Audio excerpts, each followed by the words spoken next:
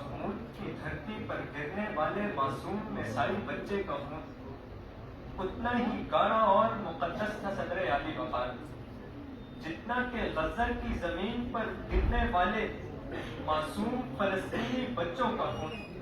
مگر کیف سے اٹھنے والی چیخ اتنی بلند تھی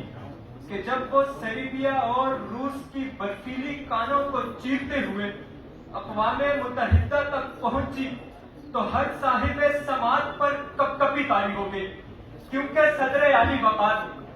یوکرین سے اٹھنے والی ہر چیخ میں شہر روم اور ویٹیکن سٹی کی گھنٹیاں شامل تھیں،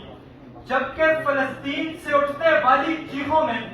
امت مسلمہ کی تقسیم کا شور سنائی دیتا ہے۔ ذرا تسلیم کیجیے صدر عالی وقار کہ سن 1492 میں ترکی بحریہ البانیہ اور آسٹریا کو فتح کرنے کے خواب کو چند ماہ کے لیے موقوف کر دیتی اور یوسف بن تاشفین کی سنت پر عمل کرتے ہوئے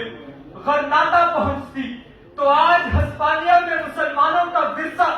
عجائب گھروں میں تماشا نہ بنا ہوتا۔ ذرا تسلیم کیجیے صدر عالی وقار کہ 1757 میں مغل اور نظام سلطنتیں ہندوستان کی داخلی سیاست کو بھلا کر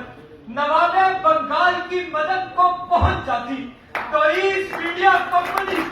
یورپ کو یہ وہی سناتی کہ ہندوستانی بھی اسی مذہب کے پیروکار ہیں جس کے عثمانی ترکی کی طرح ہندوستان بھی ناقابل تسخیر ہے۔ ذرا تسلیم کیجیے صدر عالی وقار کہ اگر غزہ پر گرنے والے پہلے اسرائیلی بم کے ساتھ ہی مسلم ملٹری الائنس غزہ کو اسی طرح حصار میں لے لیتا جس طرح نیٹو افواج نے یوکرین کو، تو اسرائیل کی جرأت نہ پڑتی کہ وہ ارض مقدس پر قدم رکھ سکے۔ تو ایک ہے اس سمت ہے افغان بھی ایک اور ابھرنے کو ہے اب قوت افغان بھی ایک، یہ تگو تاز مگر باہمی رنجش نہ بنے، کچھ بڑی بات تھی ہوتے جو مسلمان بھی ایک، کچھ بڑی بات تھی ہوتے جو مسلمان بھی ایک۔ جنگوں کے موقع پر اتحاد کا گزیر ہو جاتا ہے صدر عالی وقار۔ ہونا تو یہ چاہیے کہ مسلمان ایک جسم واحد کی طرح ہو، کہ جسم کے کسی ایک کاز میں بھی تکلیف ہو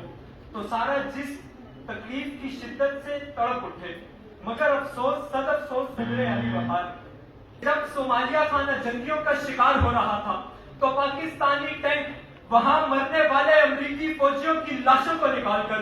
اپنی بہترین ڈپلومیسی کے گیت سنا رہا تھا کہ 2022 میں جب چاڈ، سوڈان اور صومالیہ بھوک کا شکار ہو کر قحط سے مر رہے تھے تو ترکی، یو اے ای اور سعودی عرب دنیا کے بڑے فوڈ فیسٹیولز کا انعقاد کر رہے تھے کہ جب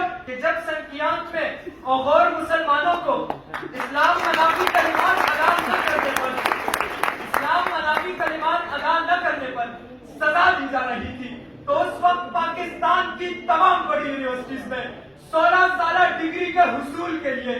چینی زبان کو پڑھنا لازم قرار دیا جا چکا تھا کہ صدر عالی وقار